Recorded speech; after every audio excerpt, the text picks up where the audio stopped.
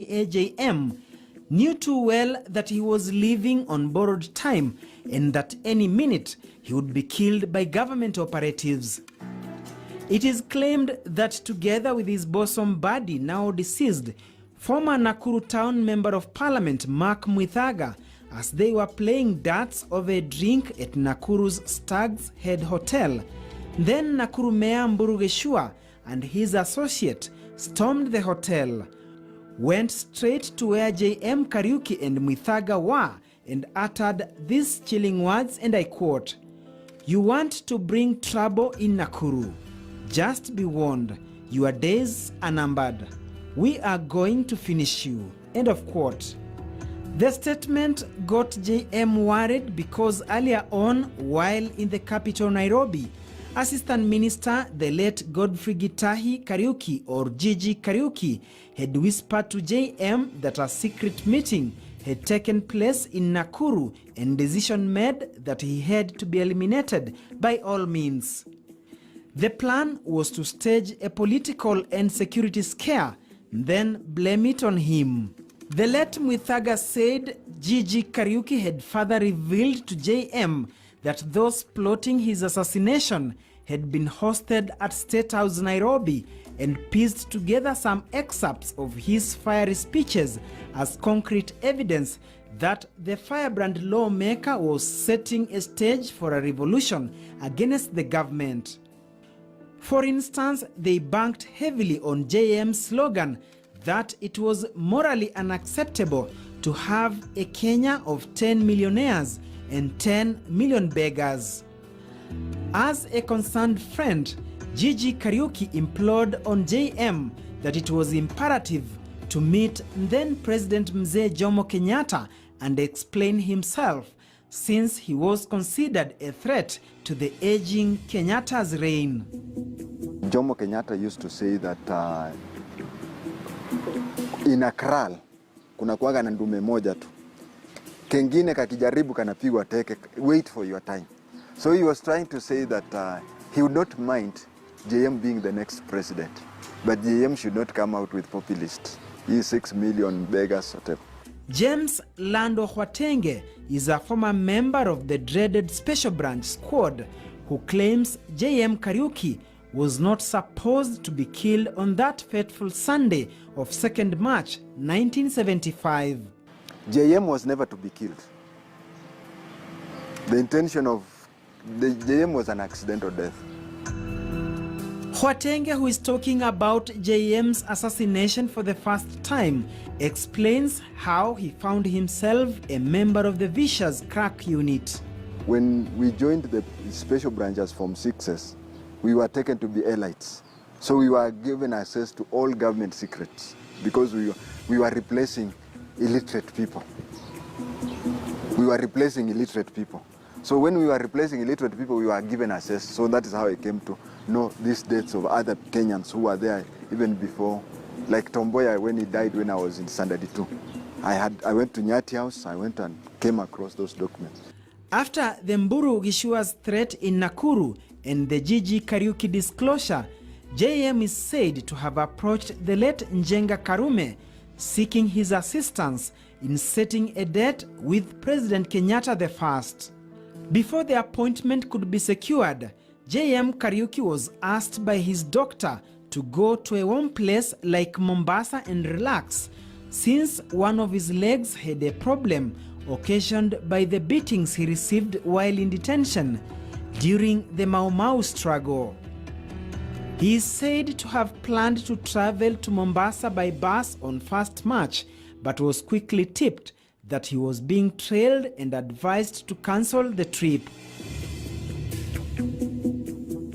Since the besieged leader knew he was leaving on borrowed time, he bought the idea and aborted the mission without informing anyone.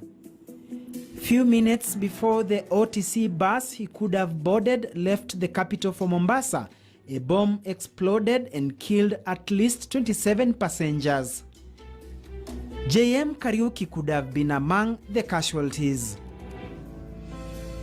He had escaped death by a whisker years, surviving that initial well-hatched assassination, but unknown to him, the cloud of death hanging over his head was not gone.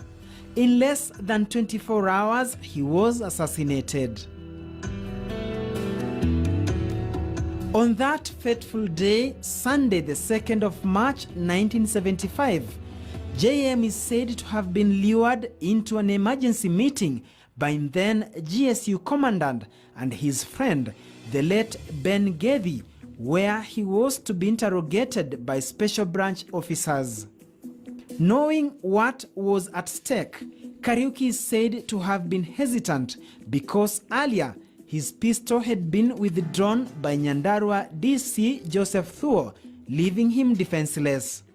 However, Gedhi prevailed upon him to honor the summons, promising to cover him by accompanying him to the meeting at the Special Branch headquarters, Kingsway House along the University Way. J.M. had a sixth sense feeling that those people would harm me.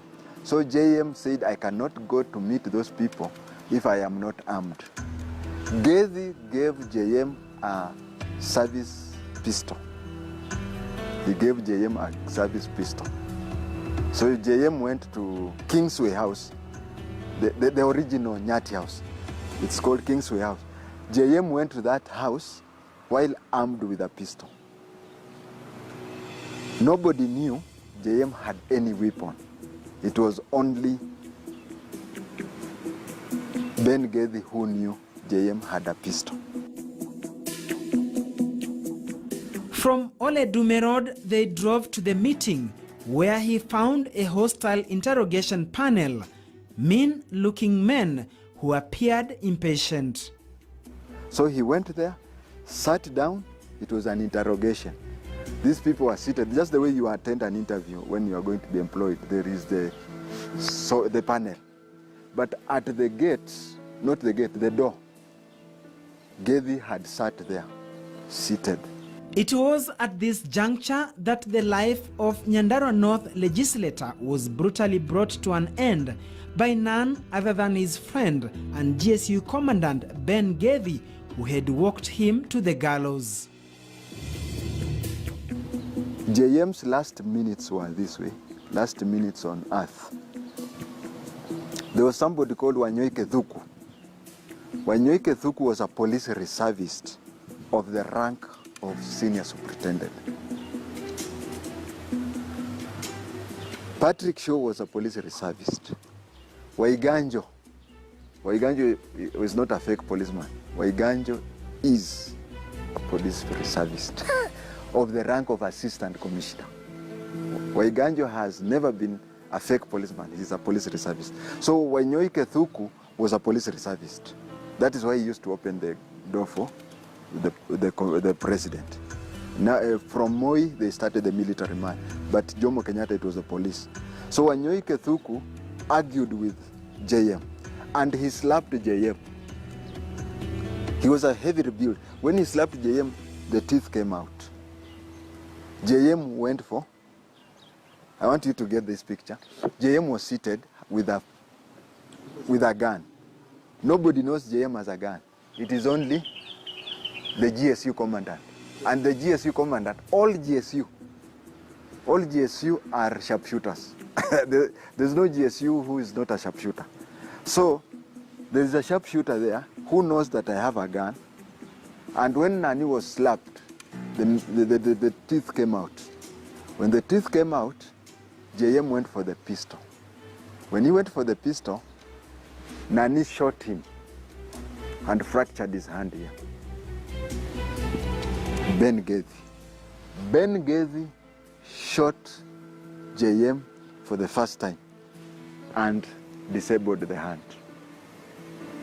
Arthur Wanyoike Thongo was a lethal civilian who was part of President Jomo Kenyatta's security detail, and that is the reason Gedhi decided to sacrifice J.M. by shooting him to save his job.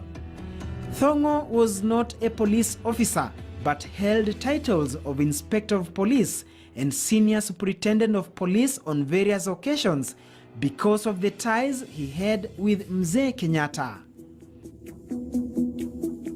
Thongo was a youth winger in Kau Party whose duty was to provide escort and security to luminaries in the pre-independence party.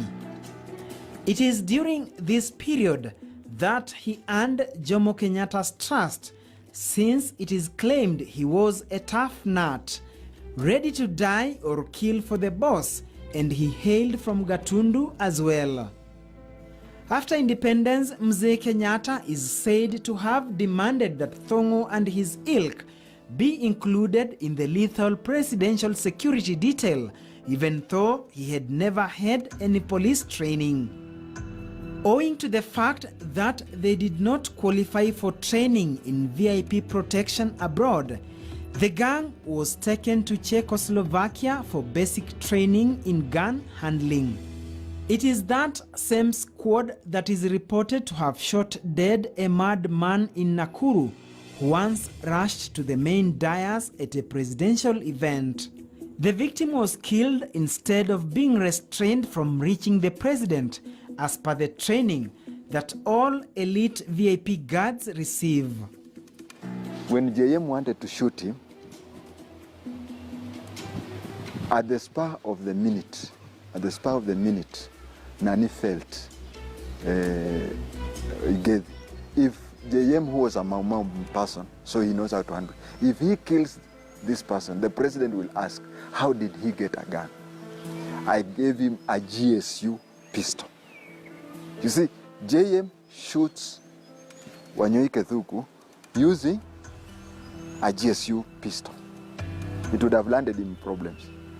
So he shot him, disabled the hand. A decision then was made. But you see, JM ni wa kuongea sana. Nowadays they say ana mdomo mingi. So they knew that JM with a plaster and without teeth, he would say what was happening. So that is when a decision was made for JM to be killed. But then, that Sunday afternoon assassination was abrupt, both the scene and the time. There was panic and confusion reigned. The killers didn't know what to do next, what to tell President Kenyatta, and the biggest predicament was where to take JM's lifeless body. Ben Gedhi shot JM twice, to disable the hand, and second to. Now after, you know, when you want to kill somebody, you have to make arrangements to lead him to the place and then to, but then here is somebody who was not supposed to be even slapped. Suddenly he's dead, he's bleeding and whatever. That time when JM had died, that just previously, before that time, the government had ordered all pickups that were carrying meat would be painted white with a red strip with the word meat. So they went out somewhere around Jivanji Garden, found a vehicle, kidnapped that vehicle, placed the JM there. So when the vehicle was going, JM blood was, but you see, when you are following that vehicle, he what you dagoreti. So that is why JM, there was not even a plan. When you want to kill somebody, you even have to plan somewhere where to go.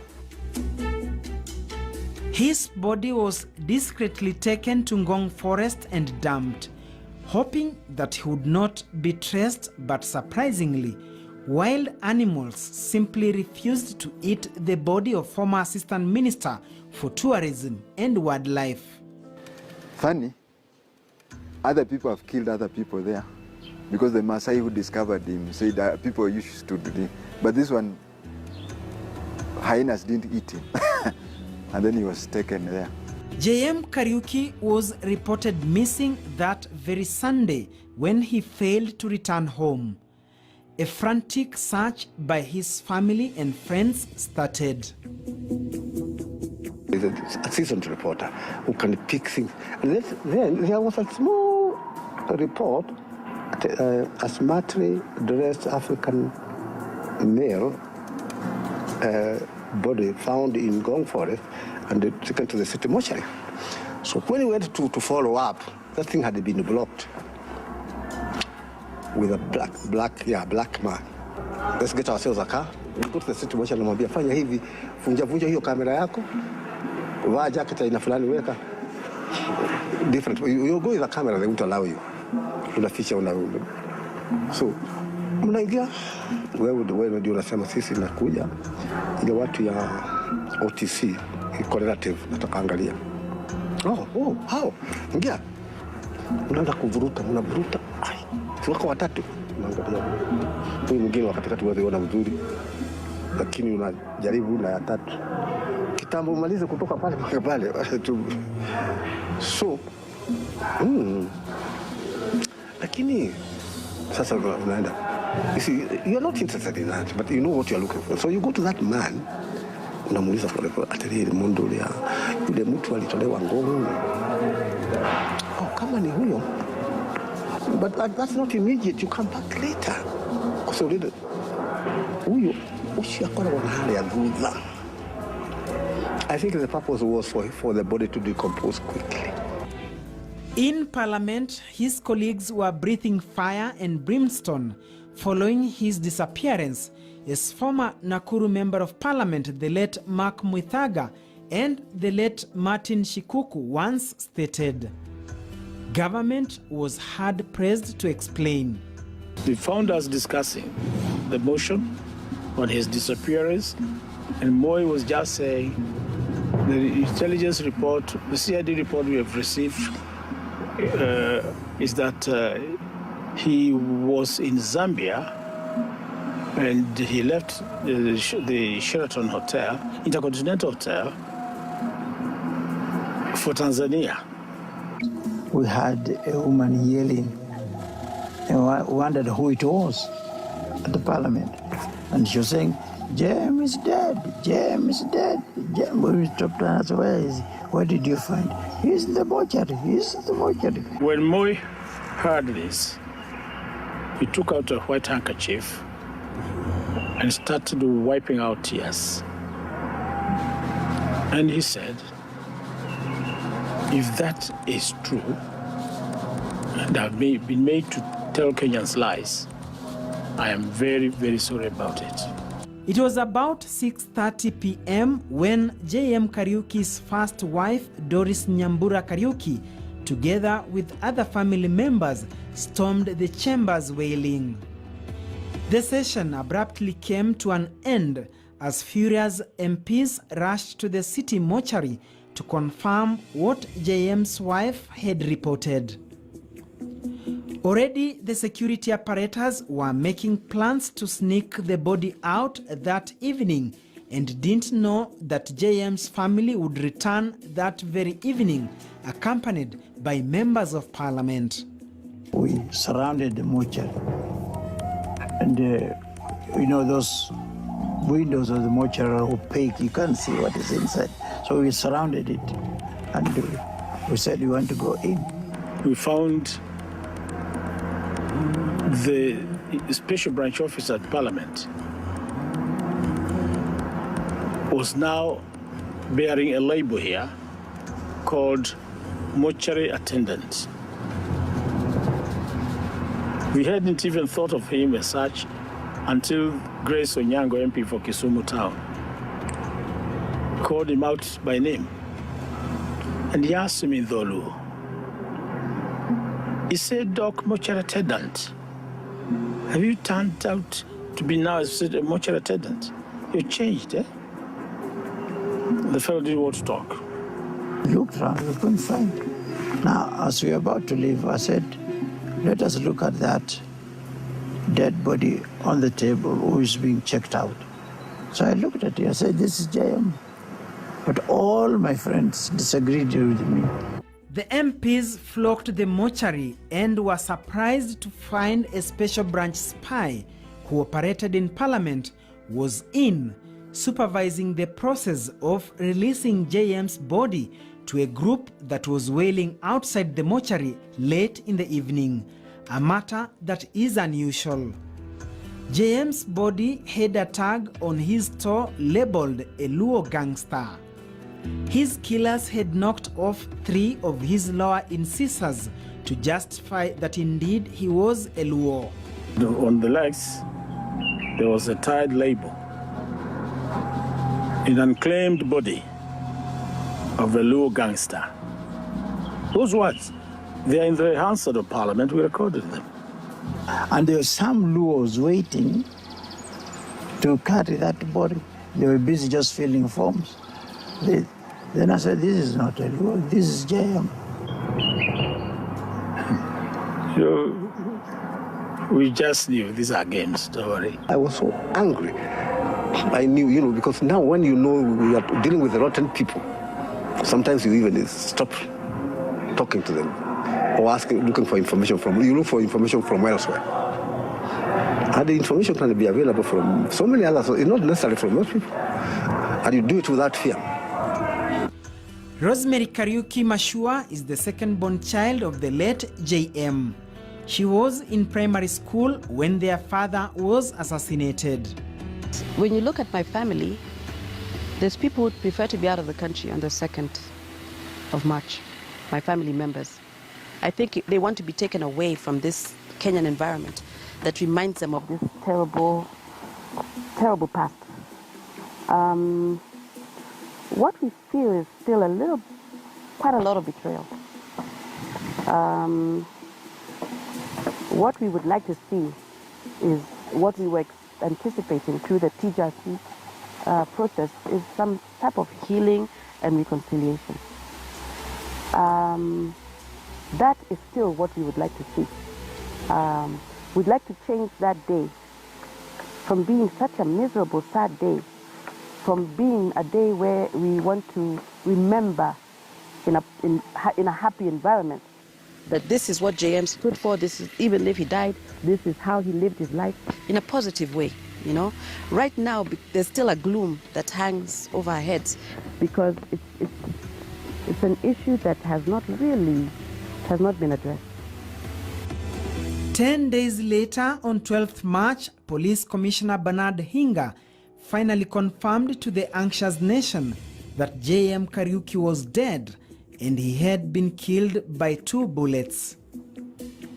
The assassination raised tension across the country, a situation that made the government uneasy amid riots that were staged by Nairobi University students, even as the government denied involvement.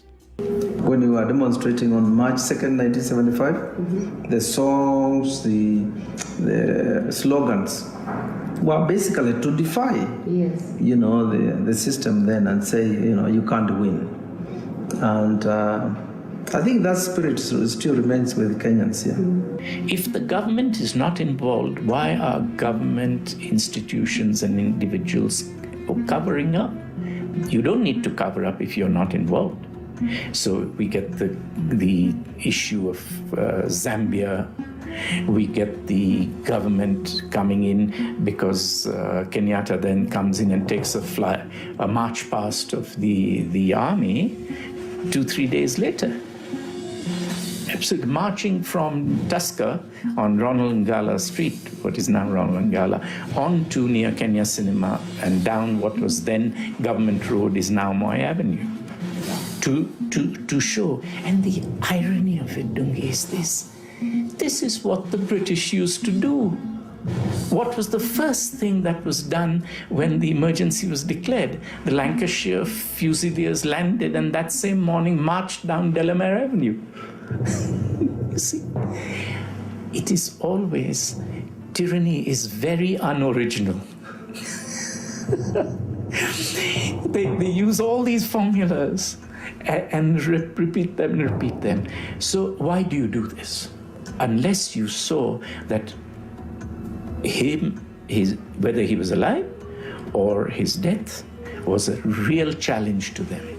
As Kenyatta wanted it to be, the Kano dictatorship was really to scare not only the revolutionaries but the ordinary people, because it was a gruesome murder. Vernon Mwanga was Zambia's foreign affairs minister at the time and JM's close ally, whom it was alleged he had paid a visit the period he went missing. He met JM's family many years later. JM's death took place, as far as I'm concerned, under highly suspicious circumstances. because I have not been able to come up with a very credible story or credible information to tell me how he actually met his death. And I find this very strange for a person who was as prominent as he was in Kenya. And that was very, very strange indeed. J.M had disappeared, and we took our buses. We traveled the whole 100 kilometers to Kanyami farm. And I can tell you from Gilgil up to the farm, a distance of about 16 kilometers, there were GSOs all over. There were more than 4 roadblocks that we had to go through. It only took the most courageous to go to the funeral of J.M. So the mood was very tense, very ugly, and very, I want to use the right word, very compromising. The government exposed itself openly that they were the perpetrators. Because what were those troops doing there in a home of sadness where the family is mourning? Only true and courageous friends would come. What are those troops for? And where were they when J.M. was being killed? Someone like Simeon Nyasai, who was the representative of the government sent by Kenyatta to take his condolence there, was stopped from speaking. People said, we don't want to hear the government condolences, because if they had not murdered J.M., there would have been no condolence message. When he realized the going was difficult and he had been stopped, he also just changed tune and started singing what the people wanted to hear, and he delivered also a very national message and stopped reading the government condolence message because it was seen as false and as shedding crocodile tears when they could well have done better. Mwai Kibaki was the only government official serving as cabinet minister who attended the battle. Mwai Kibaki spoke. He said, we'll have to get to the bottom of this murder. However long it takes, we'll have, even if it takes 100 years, we'll have to know who murdered J.M. A report by a parliamentary select committee that was chaired by the late Elijah Mwangale was manipulated by the executive. When the committee chair tabled the report, Kisumu Town Member of Parliament Grace Onyango pointed out that it had been doctored at State House. Unknown to many, Grace Onyango and Martin Shikuku had hidden a copy of the original report in Committee Room 7 in Parliament, which contained the names President Kenyatta had removed. The late Mark Mwithaga was the committee's vice chairman. Well, the time came when we were now to go to State House. When we arrived, Mzee was in a special room somewhere there, where we were ushered in. He was fuming. He was very, very, very, he had changed his color to almost chocolate. I think he had a lot of thoughts as to what to do with us.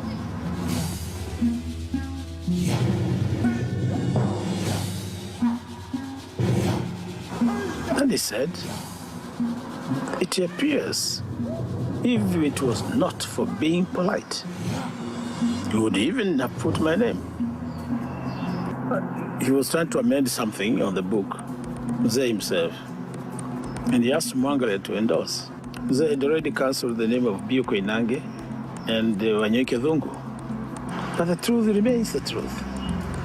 When we reached Parliament, one thing that we had to do, either table the report immediately or wait for another day, and it would never have been tabled. And Mwangale was told by members, quick, short speech. Don't dwell on it too much. It's been written in some little papers to shorten the introduction. But when I took over the floor to second as vice chairman, it took me 2.5 days. I refused to be pushed around. They decided to actually put the record straight. This seems to me the idea in the country is reconciliation. So we also would like to be reconciled. You see, JM was perceived as anti-establishment. And then that just has happened for so long, for many years. What we would like is for this narrative to change, such that we commemorate the good that JM did for this country, as opposed to it's a dot from independence till he died. It's just assassination. There's hardly a time we've come to celebrate as a country the gains, what he did, even if he died fighting for something. That thing, what was it that he was fighting for? And what had he done in those years that he fought for independence, then he was in parliament? What is it that he did? It should be celebrated. You look around this country and you see there's Agwins Kodek Road, there is Tomboya, there's Ngala, there's all those names. But you will never find a Kariuki. Why? There is Pio Gamapinto also. Our case is different because you see, when JM was killed and the government started a select committee, there was even no implementation of that select committee. So I would say, where at least Boya, they went to court and somebody looked like they were jailed or something happened, there was some end to that story. There was no closure. There was just no ending. He was killed, and there's a silence. So I think that we would like that narrative to change. We'd want to be accepted into the community of Kenyans, as we should be proud of what JM stood for. Former Special Branch spy James Hwatenge maintains the unplanned execution of JM on that very day caught the perpetrators unawares, in that they didn't have an elaborate cover-up plan, which in turn exposed the government. They didn't do a good job because they didn't plan well. But this fellow who was in Nakuru, I don't know whether you know the case. It was not our people, it is the CID people who did it. But they did it so well. He was suspected of being a financier of crooks. And whenever he went to court, he would win the cases. So they took out 3 teams. The first team killed him. The second team buried him in a public cemetery. Then the third team came at night with an accident. An accident victim. They took out the body and placed there. So when the judge